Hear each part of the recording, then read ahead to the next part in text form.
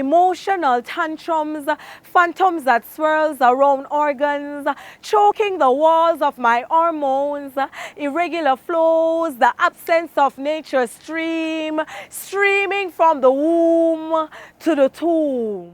It felt like somebody was literally had long nails, very long nails, and was just clawing at your uterus, at your womb, just scraping. That's how it felt. And if you're supposed to pass a clot, it feels like you're literally having a child. I've never had a child, but I think that's how it feels. It has been rough because the constant pain at times, having your menstrual coming on you so long, it can be so disgusting for me and it annoys me. I had periods for 2 weeks minimum, and you know, the pain was severe. My periods were too long. I had this constant nauseated feeling.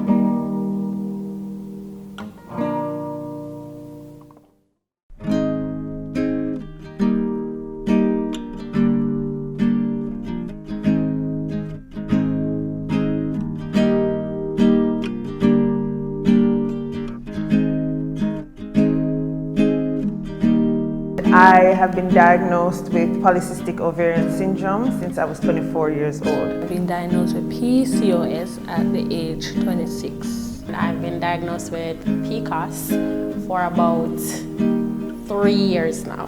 Polycystic ovarian syndrome is a hormonal condition characterized by irregularity of the periods, patients sometimes being overweight, and difficulties in attaining pregnancies in some of these people. In other words, infertility. I knew there were some problems from very young, from my teenage years. I noticed that my period was always heavier than everyone else's and longer than everyone else's. So my period would last from a week and a half to 3 weeks. And I would just have a break for a week, and then the next month I see it for another 3 weeks. So I knew I had an issue from then, didn't know what it was, just thought that I was, you know, just this big boned girl coming from a big boned family, and you know, her hormones are just all over the place because she's coming from a big boned family. I always knew something was wrong about me. I've been having long periods since the day I started having my periods. My first period was, 9 days. And I guess persons were telling me that this is normal for persons who are just starting to see their period. But even when I was in high school and my friends could say that their periods were 4 days, 5 days, I was saying that mine was 9 days, 10 days, and even more. I have been seeing symptoms and went to the doctor, and the doctor only said to me that it was just hormone problem, and I never take it that serious. But after getting medication, it come for a while and then it stopped, and then afterwards almost a year I didn't see anything, and it started to bother me. They may bleed for a prolonged period of time, weeks even, and they will have to seek medical assistance because of the excessive vaginal bleeding which they're having. So I went to work, it was a Saturday, and I sat down outside just waiting for them to open the door. Work wasn't that far from home, so sat on a pad, went to work, sat down. By the time I got up, my pad was full, my jeans pants was wet with blood, and I messed up the whole seat that was right there. So instantly I knew that something was wrong because nobody's period should be that heavy. Sometimes I'll spot 5, 6 times a month, and these are for like 2 days, 3 days. In severe cases for a week or so. When I went to the doctor and explained everything to her, she even asked if I was pregnant. Do you think if you were pregnant, do you think you might have had a miscarriage? And I'm like, no. So she gave me medication to stop the period, and then she put me on birth control, and that was the first time I went on birth control. It was a low dosage though, it was called Lindinet, and I could see some changes because of the birth control, but then the birth control just stopped work. So I was still seeing my period for long periods, still having heavy flow, still having the constant pain. Actually, I was about to get married, and I planned to do some medical. Doing all of that now, going to doctor and everything, my doctor, I was explaining to him that I don't see my menstrual regular. He recommended me to see a gyno. Going to the gyno now, I did an ultrasound. In that ultrasound now, getting back the results, he said I was diagnosed with PCOS. And I was saying, PCOS? What was PCOS? He explained it to me and everything, talking about imbalance of your hormone and everything. Patchy block spots and bald-headed dreads, but I dread not bleeding red, but I dread not bleeding red, but I dread not bleeding red. They may give a history of noticing new hair growth. They may have a mustache or a sideburn. They may have hair on the chest or on the abdomen. I started seeing hair stubbles start growing under my chin and on my chest, and then the hair from my pubic area coming up just start get thick. I'm gonna say, no, I am no man, so therefore I don't want that anywhere near here. So I was like, you know what, I really need to sort this out because this is ridiculous. So went to the medical center here at UTech.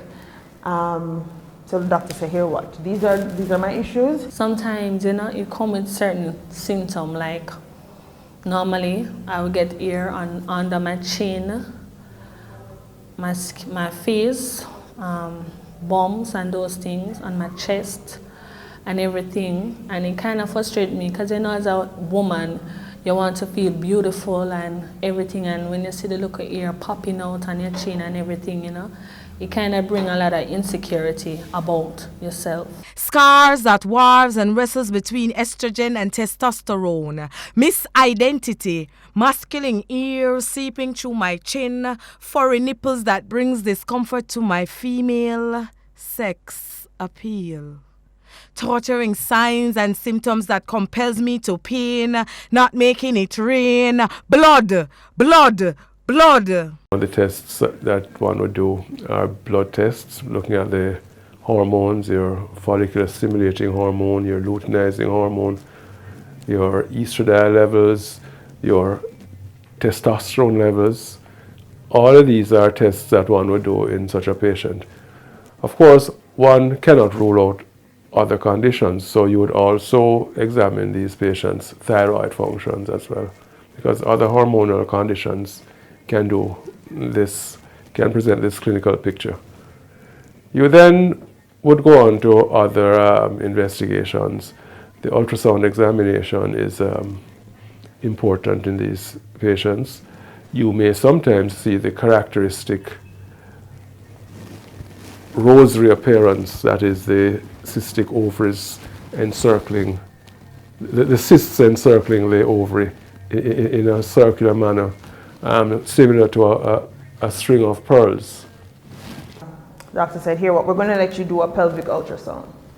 So I'm like, okay, fine. Anything that can be done to find out what is going on? No problem. Did my pelvic ultrasound, got my results, and then they said my right ovary is twice the size of my left ovary. Any patient who has fertility issues are affected emotionally. Interestingly, 15% of all couples have a fertility problem. So it is not uncommon at all. You may not realize this because sometimes there's a child in the house, or many times there's a child in the house, but it's not a child from the union.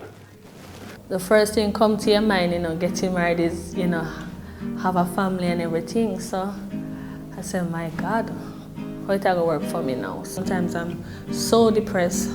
I'm like out of it, sad, always going into that mood. I don't know why. It's just like a mood swing. You just tap into that for me.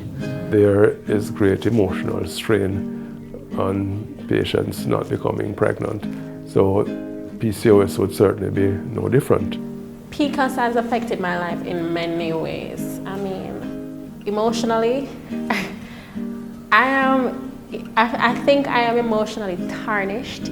Every time I think about my problem, my symptoms, what I have to go through daily, I almost go in a state of depression. Intimate life is scary. I'm scared for my intimate life. I almost feel like I might not have a regular or normal intimate life in the future. One, there's a possibility I can't have children. Two, my constant spotting will make our intimate life lacking. It is a strain on your finances, and at the end of the day, there may still be no baby to show.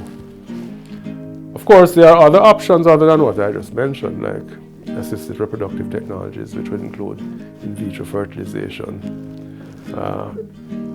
intrauterine infusion. All of these things do carry a cost, and they're available for the treatment of these patients, and sometimes it is what causes them to successfully have a baby. When I think about it, the cost and everything about the medication and the money that you have to spend, it really takes a lot, because you have to be taking these medication and they're very expensive, because my gynae recommended me to this pill that it will help the hormone and everything. And when I check it out, it was $3,000 just for that one pill. And L-card, some of the pill, L-card cannot cover anything, so you definitely have to pay cash. Financially, I'm broke. I'm just going to make it clear, I am broke. Why am I broke? I have to see a doctor once every 2 weeks or once every month on occasions. And my doctor is not cheap. I spend an average of $7,000 to $10,000 each visit that I go to the doctor. Is my husband alone working, so I think it's kind of stressful for him and even for me to know that, constantly on these medication to try to make things work for us. I am Sadiqa's husband, Trevor Thomas, and I have seen my wife go through the symptoms of PCOS, and it is very challenging at times. If I should tell you that, no man, all is good and all is okay, it is sometimes very challenging, because whatever affects her somehow come back to affect me. Because even when she's going through some mood swings, you realize that she would, if I don't understand exactly what she's going through, then it can cause some discrepancy between me and her. Like a thief in the night it came, without warning it attacked, eating away at our joy and happiness, pushing us into a pit of shame. Like lightning it struck, shocking us to the core, reducing what little pleasure we already didn't have, yet still I craved more. Low sex drive and even lower self-esteem, at our wits' end, wanting us to go crazy, it would seem. Breaking in and robbing most of her desire for me. Happiness is now but a distant memory. Anger, confusion, frustration, to name a few, are the friends I now dine, sleep, talk and sit with at the pew. Hopeful, optimistic, desirous to say the least. We sometimes argue and fight, and I turn into a beast. Financially, emotionally, there has been some issues, Even considering the fact that we have been married, I should have said for near 3 years, there is some expectations, not only from me and her, but from our families and friends, and we are Christians, so church, especially our church family at church, they're always saying, what a go on, let's see that yet. Go through some peer pressure at work concerning that, because men and muster running and all of that, so they do that a lot with me. We all have a story to tell. yeah. Well, mine's about a journey to heaven. Who should be eating things that are heart friendly? So it would be a diet rich in vegetables, fruits, nuts, not very high in carbohydrates, appropriate amounts of protein, and not much fat. Exercise extremely important because this will also help with the weight loss situation. We must also remember that polycystic ovarian syndrome, there are other conditions associated with it which will benefit from exercise. For example, it disturbs your cholesterol metabolism. So you could see where exercise would be important. Exercise again would be important in terms of controlling or reducing your risk for cardiovascular disease. One of the predisposing factors for high blood pressure and diabetes is obesity. So it is important to eat right and exercise.